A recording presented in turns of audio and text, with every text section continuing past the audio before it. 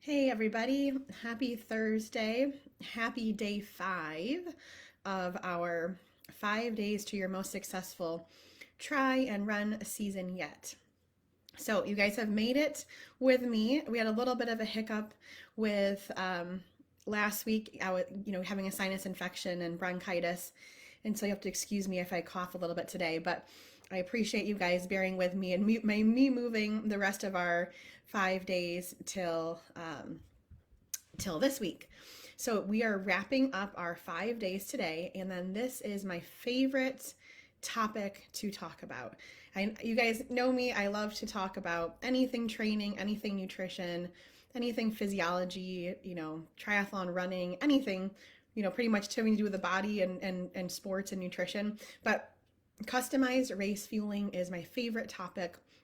I think because I find so much joy in helping athletes to really nail their race nutrition because it's such a common problem excuse me, that I see is that athletes think they're prepared. They think that they are all set, all dialed in, and then they get to race day and things do not go as planned. And if I can get to athletes before that happens and then they have successful races and they're like, oh my gosh, my nutrition was amazing, I felt so good, then it really just makes my day that much better.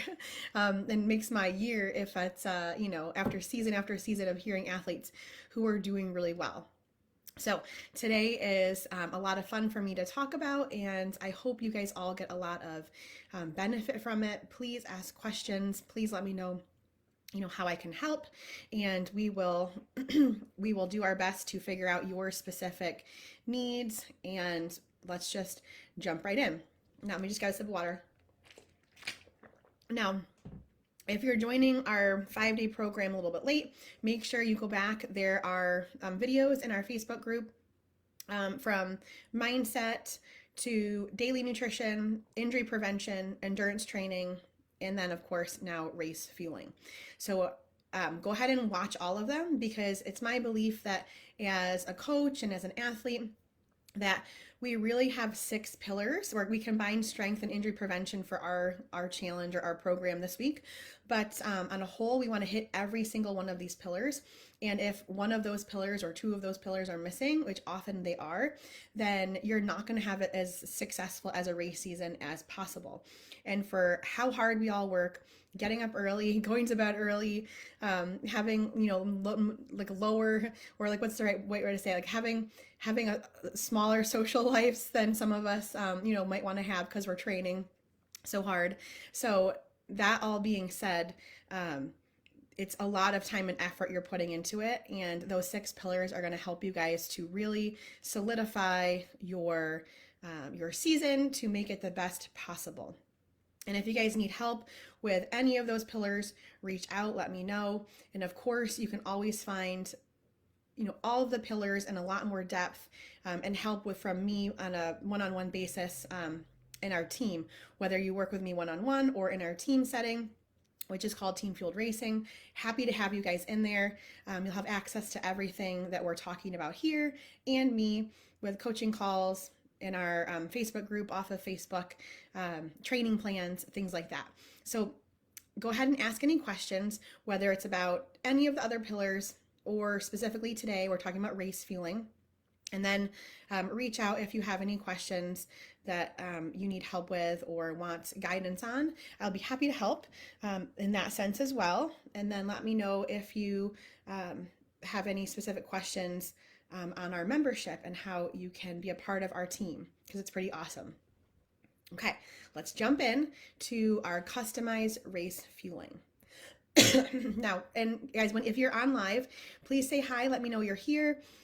Put your questions in, that way I can see them, because sometimes there's a little bit of a lag in Facebook's kind of how the questions come up. So if you have any questions, just pop them up there for me, say hi, so I know you're here. I'd love to say hi. Oh, hey, Leilani. And we will just jump right in. So I figured today with our race fueling, we'd start with the biggest mistakes that I see athletes making. And this is the one that just kind of guts me, because It's like, ugh, it's like, it's so hard. It's like, as like a, coach and nutritionist, I'm like, no, you've got to have a plan, or what's your plan? And like, so here's like a quick story. Back in the day when I first started coaching, I've been coaching for over 10 years now. I should actually count it, but it's probably more like 15. But I used to not have athletes tell me their nutrition plan. I used to just say, hey, how's your nutrition going? And they'd say, great. And I'd say, okay, awesome. And I'd say, here's some information, here's what you want to do to follow it. And I just kind of trusted that they were kind of following that plan, or like they were like locked in and ready. And it was so heartbreaking when one athlete years ago was training for his first Ironman, and I asked him how his nutrition was going. He said great. And it turns out on race day, he absolutely bombed his nutrition, and all of that time and effort and money that he had spent training for this Ironman, he didn't have a plan. And it was that day I was like, you know what? As a coach, I should have asked. I should have been, you tell me your fueling plan. I want to see it. I want to make sure you're practicing it. From that day forward, I really am much more of a, I'm not gonna be like, you have to tell me or else. But I really, really, really want athletes to work the plan and then ask any questions, because it is heartbreaking. So the biggest mistake I see athletes making is that they don't have a plan. They haven't made that plan. They think they have a plan. Maybe they are oh, I'm training with Gatorade Endurance, or I'm training with Scratch, or I'm using water and Noon, and some whole food. So like they think they have a plan, but they don't actually have it. They haven't calculated it. They haven't dialed it in. They haven't practiced it in all conditions, and that's just the biggest mistake. So step number one is going to be, fixing mistake number one will be, let's have a plan that you are confident in. And then the number two mistake is thinking you have that plan, but you don't really have that plan. So once we create a plan for you guys, you're going to practice it and make sure that plan is locked in and you've practiced it and it is all set to go.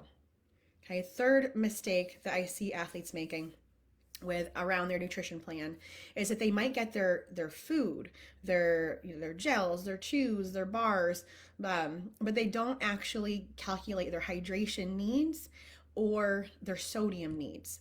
So oftentimes we think these things are just paired, like, oh, our food and our hydration are two like, or the same thing, like excuse me, it's like the same thing. But in reality, our hydration needs and our fueling needs are totally different. Okay, that's another mistake people make. The next one is they haven't planned out their dinner or their breakfast. So maybe they're like, oh, like I got my race nutrition all dialed in, but they haven't been practicing their breakfast and their dinner, which means maybe something they've had for dinner or breakfast is going to really negatively impact their race. So they're thinking, oh yeah, I'm great, I'm good, but in reality they're not, because that dinner and that breakfast just haven't been dialed in. Okay, next mistake I see athletes making is that they have no plan B. So for a race. So I've had athletes in races where they have their water bottle and maybe they've made it like a highly concentrated bottle. So maybe they make it like a 4 or 5 hour bottle. So they put in a whole bunch of scoops of whatever their powder of choice is. And so they have maybe two bottles, one of water, one of highly concentrated sports drink. And so they take one concentrated sip of sports drink and then they're just sipping with water. And then I've had athletes that have the bottles behind their glutes on the bike, and they hit a bump, and their mega loaded bottle ejects off the back of their bike without them realizing it, and all of a sudden they have no sports nutrition. So they're stuck with a bottle of water, and then using whatever is on course, or maybe if they get to special needs, then they can grab something from special needs, or if the race doesn't have special needs, then you're just kind of using what's on course, and if you haven't practiced with it, then that's a big problem. Okay, so that's a mistake I see people make. And then the last two mistakes are really, you're not training with your nutrition at the same intensities that you're training or that you're racing. And then the last one is you're not training your nutrition in the same temperature humidity that you're racing in. So that those last two are kind of similar in that both intensity and heat and humidity really both play a role into GI distress, into the body's ability to absorb and utilize carbohydrates and fluids. So when you're um, so when you're out there and you're thinking to yourself, well, you're riding in your basement and it's much more temperate, or you're just in your house and you've got air conditioning, and you're like, great, this drink and these chews and this gel is all going down really easily, but then you're taking your race is outside and it's in a hot and humid environment, and you're like, well, shoot, now my body's rejecting the food that I've been training with, because yes, when it was temperate, your body says, great, this is awesome, and then when you're out in the race, all of a sudden it is just not the same. Okay. So I know it can be hard to really have the same circumstances, especially maybe if you have a hot weather race, but you're, training in a cold, you live somewhere cold, or, it's not always conducive, but we want to try our best, because those are the times that I see the most mistakes is when people haven't trained in the very similar conditions, intensities, and things like that. Okay. So those are all the mistakes the main mistakes I see athletes making.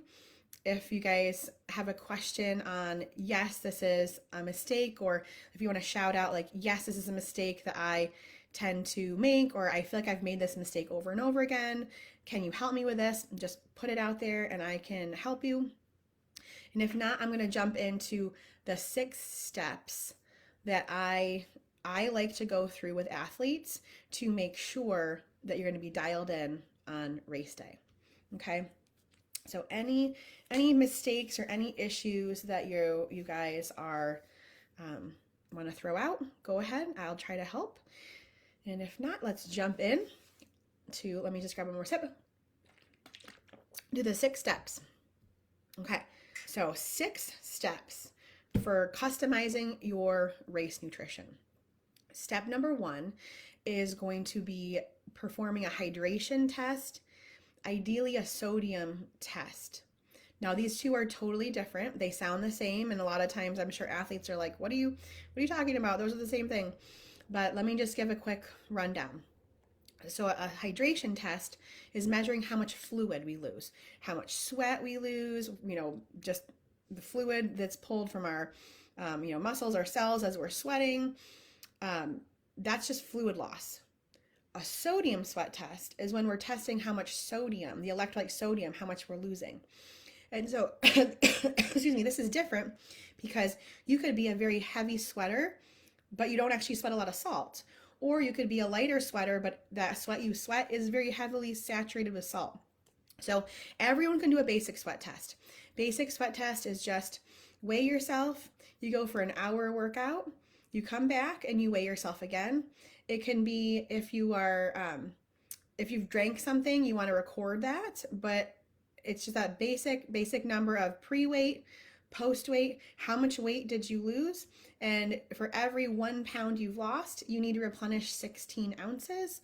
And then you add in if you drank. So say you drank, you lost 1 pound and you drank 8 ounces. So you would do 16 ounces plus that 8 ounces equals your total fluid loss.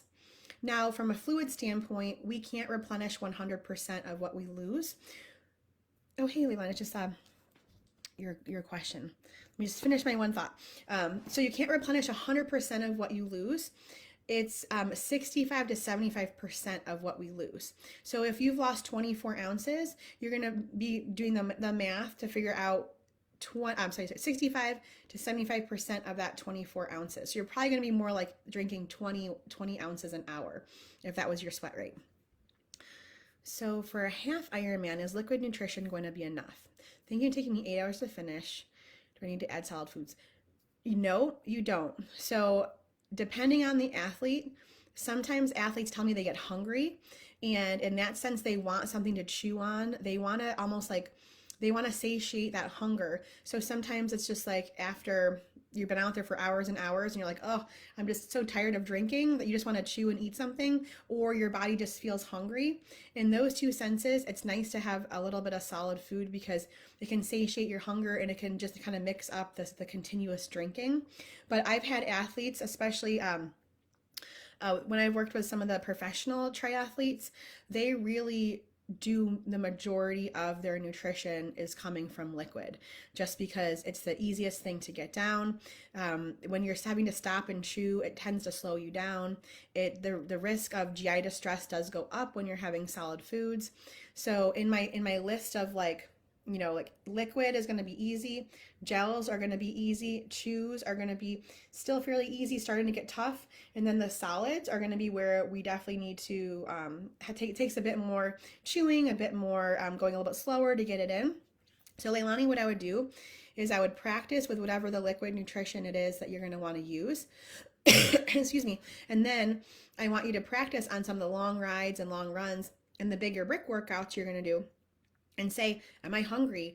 Am I feeling like I want to eat something? And if that's the case, then you can start playing with a couple of different things to see like, well, maybe a honey stinger waffle is going to be good here, or maybe I'm going to break up a piggy bar, or maybe some chews. But on a whole, you don't have to have solid food. There's no rule, hard and fast rule. It's really just if you're going to get hungry and if you're going to get bored of drinking. Okay? Let me know if that helps. And then I'm going to chat a little bit more about with the hydration testing, with the sodium testing. If you're local to me, I can sweat test you with sodium because I have an analyzer. If you are in a big city like Dallas, then they have sodium testing. Or there's a company that I use up in Canada called Levelin, and I have a discount code. Okay, great. Thanks, Leilani. And it's just if you are one of my athletes and you want a sweat test and you want nutrition help, I can give you that code and you can do your sodium test, and I can help you to figure out how to use that sweat test in your race day. Okay, because I've had athletes that sweat, like I just did a sweat test with athletes on Tuesday, and the lowest sweat rates or the lowest sodium I had was 400 milligrams of sodium per hour. I'm sorry, it was 400 per liter. And they were sweating less than a liter per hour. So they actually needed less than that.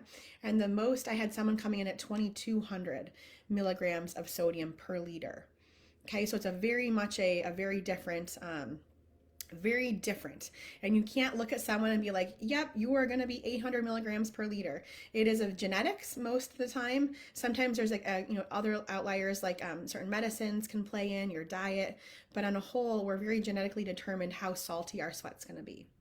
So that's going to be our step number one, is determining what hydration we need. How much do we sweat? Can we calculate our sodium loss and replenishing that? Because with sodium, just like hydration, you're most likely not ever going to be able to replace all the sodium, especially if you're a very salty sweater. I found most athletes top off, around 1,000. Maybe they can scoot up to like 1,500 milligrams an hour. But if you're the person I tested that was 2,200 milligrams, you're not going to be getting in all of that sodium per hour. Okay, so just to know that. All right, number two. So step number two in your customized race plan is going to be calculating how many calories you need per hour. So this is a very personal thing. The gut is very much, almost think of it as it's a trainable thing. Just like our body's trainable, our gut is also trainable. So you need to figure out how much your gut can handle without making yourself sick, because you will always be burning more calories than your body can take in. So say you're burning 600 calories an hour. There's no way you're ever going to be able to take in 600 calories per hour when you're on the bike, when you're on the run. It's just not going to happen. So what you need to do is figure out, what can my body start with? Usually around 200 to 300 is a pretty good start for the bike. So you're going to start with, all right, can my body start with 200 calories? 200 calories feels okay, maybe 250. How's that feel?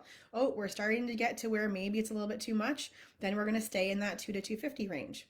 If you're like, no, 250 is great, we're going to push it up to 300. I've really not had anyone be able to go, I think 400 calories per hour is the most I've ever had athletes feel successful with without having GI distress, but that's very few and far between. Okay, so on a whole, most athletes will be in that 2 to 300 range. I want you guys to calculate how much you're taking in. You might be surprised. You might be like, oh wow, I'm only getting 100 calories an hour or 150 calories an hour. So I want you guys to see what you're taking in, calculate it, and just look at it, say, where am I? And a kind of a good rule of thumb is to take about half of what you're burning per hour. So Garmin's aren't always accurate, but let's just, we're going to use it as an example. Let's say the Garmin is telling you that you just biked, per hour, and you're burning 500 calories per hour. A good kind of just basic, let's start here kind of thing is taking 50% of those calories. So if you're burning 500 calories an hour, start at 250 and kind of see how your body responds. So give that a whirl. Go ahead and tell me if you have any questions like, oh my gosh, I'm taking in 500 calories an hour. I seem to be okay. That would be awesome. Or like, oh, I'm only at 100. What do you think?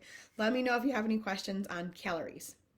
Okay, number 3 is going to be your goal macros. So macronutrients, a little bit different from calories because we want to think about getting both the calories we need and the macronutrients we need, specifically carbohydrates. Now, if you are a keto-based athlete, this is not going to apply to you because you're not going to be taking in carbohydrates. But for the most part, when we need to calculate our macronutrients, we want to calculate our carbohydrate intake. So with carbohydrate intake, the way our body works is that our bodies can handle between usually 30 and 60 grams of carbohydrate an hour. This is a very good amount where we can fully saturate our glycogen without causing GI distress. There's a caveat to that. Glucose is one of it's like our most basic carbohydrate. Fructose is another simple carbohydrate, but it's processed in the liver, so it's different from our glucose. When you hear of athletes being able to take in more than 60 grams of carbohydrate an hour, it's because they've added in fructose. So because fructose is absorbed and utilized differently, we can take in about half as much fructose, as we can glucose. So if you're taking in 60 grams of glucose, you can take in 30 grams of fructose. So when you see certain companies, like Power Bar is definitely one that it's always been touted as a 2-to-1 ratio glucose and fructose. So a lot of the companies will put in their ingredients or like a 2-to-1 ratio of carbohydrate, or you'll see the ingredients listed. It might be like maltodextrin and fructose, or you might see sucrose. I mean, even honey is going to be a combination of glucose and fructose. And so you want to have dual carbohydrates. Okay, so you don't want to just have maltodextrin, or you don't want to just see glucose, because you're not going to be able to maximize your body's efficiency at utilizing carbohydrates with a single carb source. You really want to have more than one carbohydrate source. So it's important to calculate those macros. So you can start with, as a runner, if you're a runner only, you're able to utilize, absorb, digest less. So typically I'd start on the lower end. I'd start maybe like the 30 to 45 grams of carb per hour. If you're a triathlete, especially on the bike, you're going to be, at that 60 grams per hour. And then ideally you can go up from that, maybe trying 70 or 75 if you're using a combination carbohydrate. Okay. But really just looking at your macros and being like, well, shoot, I'm only getting in 20 grams of carb an hour, and then the rest is coming from protein or fat or something. We don't want that. We want to have the majority coming from our carbohydrates with maybe a little bit of protein, a little bit of fat if we're having some solid foods, or if we're having drinks that have a little bit of protein added, like Infinite will have a little bit of protein added to it.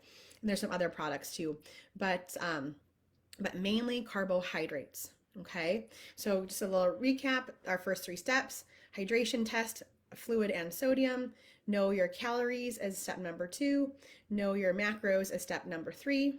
Step number 4, can't get my fingers right there, is going to be to make a plan. So now that you've been thinking about everything, I want you to write it down. I want you to get a piece of paper, an Excel document, something that you can kind of write in and say, all right, this is how much I'm sweating per hour. This is my 65 to 75% of my what I'm going to take in back. This is how many calories I want to start with. This is how many carbohydrates I'm going to start with. And I want you guys to shoot to write it down and to practice it. So I have a rule that I I like my athletes to practice at least 3 official race simulations. And those race simulations are going to be the same terrain, the same environment with the heat and humidity, ideally, the same intensities, the same equipment, the same everything. We want to have race simulations that are going to be very much a good test to your race day. And if you're practicing that race simulation and you're like, yeah, my gut's overloaded, that's too much, I can't do this much, you've written down what you were going to do, and you can go back to your plan and say, okay, I'm going to try this, take this out, or I'm going to switch this out. So it's really important to have it written down that we can go back and kind of reference and say, all right, it worked well until this point, and then kind of back up from where you were, look at what you were doing, and think about that's probably what you need to change. Okay? And then, okay, so our 5th step in our customized race fueling. This is going to be where we are thinking about our race breakfast. So race breakfast is often an area that a lot of athletes don't think about too much, or they think about it, but then they're like, they don't really have a plan. So I'm always about having a plan. So I want you guys to think about having breakfast at least as a runner 2 hours before your run, and as a triathlete 3 hours before your race, because you're going to want to have that food digested. Now triathletes are usually going to have bigger breakfasts. I want you to have bigger breakfasts, sometimes even 2 meals.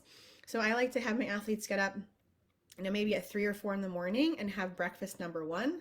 And then 2 hours later, maybe, at 6 a.m. or 5 a.m., depending on the person, you're going to have breakfast number 2. So depending on the athlete, it could be more of a solid breakfast as number 1 and liquid breakfast as number 2, or it could be switched, just depending. But the ultimate goal is to maximize your body's ability to have glycogen on board with minimizing the risk of GI distress. Okay, so if you get up and you're eating, your big meal only an hour and a half before you're going, it's not going to be absorbed and digested. It's going to still be sitting in your gut.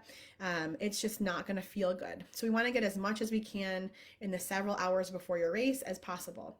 Now you might be thinking, but I have to sleep.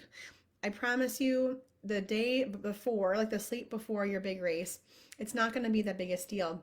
You're probably not going to sleep that great anyway. So focus on sleep in the day before, and you'll be just fine. Your race is not going to go poorly just because you only had a couple hours of sleep. I'd rather you get up and then try to go back to sleep if possible. And then if you're more of a runner, you can certainly follow that 3-hour timeline. But I have found that as long as a runner is having a lighter breakfast and it's more simple, digestible, easy on the gut, could be more liquid focused, 2 hours is a good window to kind of shoot for. And again, our breakfast, we're going to be shooting for, the longer you're racing, the more I want you to kind of try to front load your breakfast. So it could be 100 grams of carbohydrate, could be 150 grams of carbohydrate. For runners, it's probably going to be a little bit less. You might be shooting for 75 grams of carb, split between liquids and solids. And you're going to just want to kind of spread that out in the morning, making sure you're not overloading your gut, but you're totally maximizing the body's ability to say, I have glycogen on board, I'm ready to run, I'm ready to swim, whatever your day holds. So I want you guys to think about what sounds good to you. It should be lower fat, lower fiber, higher carbohydrate, simple digestible, something easy on the stomach. A lot of my athletes tend to like things like pancakes and waffles, bagels, English muffins, and these are all white bread, meaning we're not going for whole grains. We're not going for, the super high fiber, like how you normally eat, how I would normally tell an athlete to eat. We're not going to do that before your race. It can be white rice. It could be sweet potatoes. It could be white potatoes. Just different porridges. If your stomach can handle like a rice porridge or even an oatmeal or a quinoa, that's a great breakfast. So think simple and easy to digest, something that you like, something that you can even add simple sugars to, like add some maple syrup, add some honey. You're boosting your carbohydrates in that morning breakfast. Okay, if you have a really sensitive stomach, things like applesauce and bananas, potatoes seem to be a really easy one for people to digest. It could be rice cakes with jam on them. So just things to get those carbohydrates up, but nothing sitting heavy. We're not having bacon and eggs. We're not having, just super heavy meals. We're having nice and light. Okay. So that was our fifth for our customized fueling plan. So our sixth is going to be our dinner. So this is one where it's been like the quintessential carb loading, dinner. So this can work for some athletes, but it doesn't work for all athletes, having like a pasta dinner. So what I like to tell athletes is 12 hours before your race start. So say you're racing at 6:30 in the morning, make sure you're having dinner by 6:30 p.m. If you're racing at 8 a.m., make sure you've finished your dinner by 8 p.m. You want to have that 12-hour window to have just everything kind of move through your body, everything kind of accessible. Your ability to go to the bathroom in the morning, ideally, is important. And so with dinner, we're going to think about having, again, simple digestible carbohydrates. So nothing that's going to be super hard on your body. This is probably not the time to have beans and legumes. It's not the time to have like lentil soups, split pea soup. Those are great carbohydrates, but they're very, very high in fiber. So it's just definitely not the best choice for a dinner meal. It could be the traditional pasta is great. It could be sweet potatoes, again, white potatoes, white rice. Could be some chicken or fish with the potatoes and rice. It could be some bread. It could be fruit, like a big fruit salad. It's not the time, again, to have the food that I normally recommend. So if I'm normally recommending this big green raw veggie salad, we're not going for big green raw veggie salads the night before our race. We're going to have maybe a couple of steamed veggies, but really this is not our time to focus on nutrient density. It's the time to focus on maximizing carbohydrates with not too much fat, not too much fiber, and just moderate amount of protein.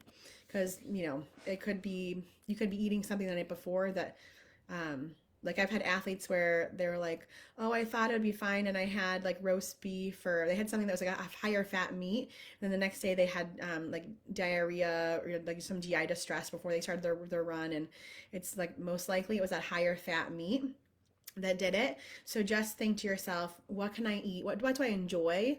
Whether it's in a hotel or you have to eat at a restaurant, like depending on your situation, finding food that's going to be simple and easy on your stomach, that's going to be high carb, moderate protein, light fat, light fiber. Those are kind of my keys. And always you can add in a sports drink to boost your carbohydrates, boost electrolytes, things like that.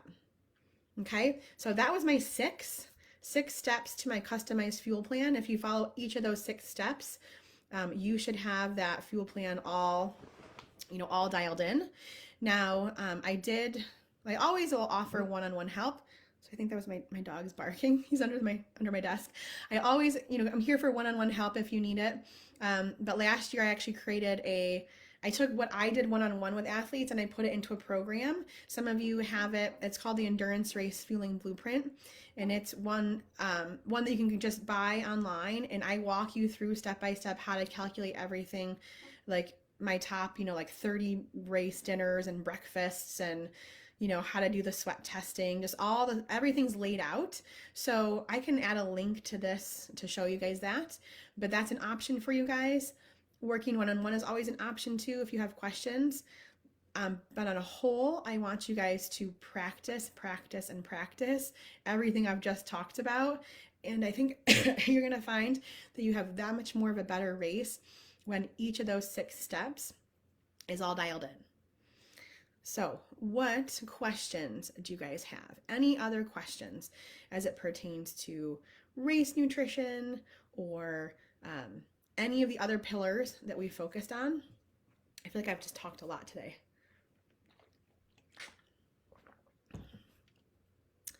Any other questions, you guys?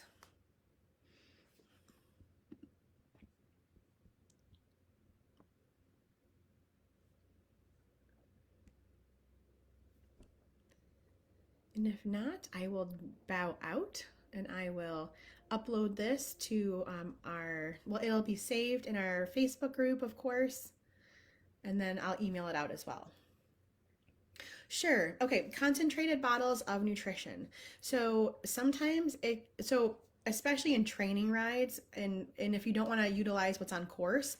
So say in an Ironman, the drink on course is Gatorade Endurance. Say you're like, I'm just not a Gatorade Endurance fan. And so that means, one option is you're going to carry like little baggies of powder. So let's just say like Tailwind is my go-to drink. I like Gatorade Endurance. I can use it. Tailwind is my preferred drink of choice. So we're going to use that as an example. So obviously Tailwind is not on your race day course. So option one is you're going to pre-scoop out. So say you're putting 2 scoops of Tailwind in every, 24-ounce bottle. So you've got your little maybe snack bags of Tailwind, which means every time you need to fill up a bottle of Tailwind, you've got to stop at an aid station, dump in your powder, fill it with a bottle of water, then you're off. Now that can be time intensive because for a half Ironman, maybe not as bad, but for an Ironman, you could be changing out, 6 bottles, that kind of thing. So that could be, kind of oh, here I go again, having to stop. So the alternative to that is to make a very highly concentrated bottle. So say if one serving or like one bottle of Tailwind might normally be 2 scoops, maybe you want to create a 3-hour bottle. A 3-hour bottle is going to have 6 scoops of Tailwind in it, which is going to make it pretty like like it's not going to be the best. It's going to be highly concentrated carbohydrate and sodium. And so the thought is you would kind of mark off your bottle. So if instead of having 1 bottle per hour, you're going to have this as 3 hours. So you would take it and you'd pretty much figure out where your 3 8-ounces are going to be. And so for hour 1, it might be from like here to here. So ideally a bottle that you can see where you are. And so if you wrote like hour 1, hour 2, hour 3, so as you're taking a sip of that highly concentrated carbohydrate, then you have to not stop, but then you put that bottle down and then you grab your plain old water. Maybe it's in like an Aero drink bottle, and you're going to take, several sips of that water to dilute what you just drank.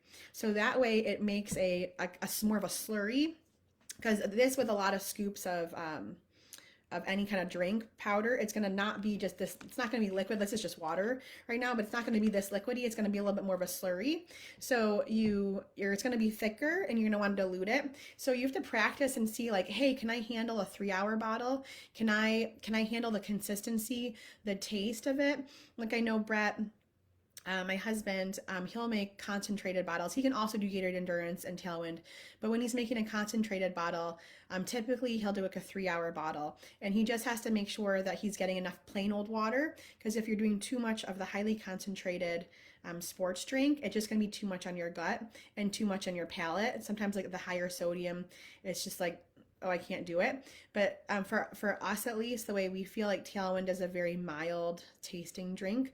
So even though it's highly concentrated in say a 3-hour bottle, it's not that bad. Does that help, Leilani? The key is just making sure you have enough water with your concentrated bottle. And anyone else that has any questions. So if anyone's jumped on and has any questions, we're on custom race fueling, so feel free to ask anything on race fueling. Any problems you may have had, any questions? Okay, awesome.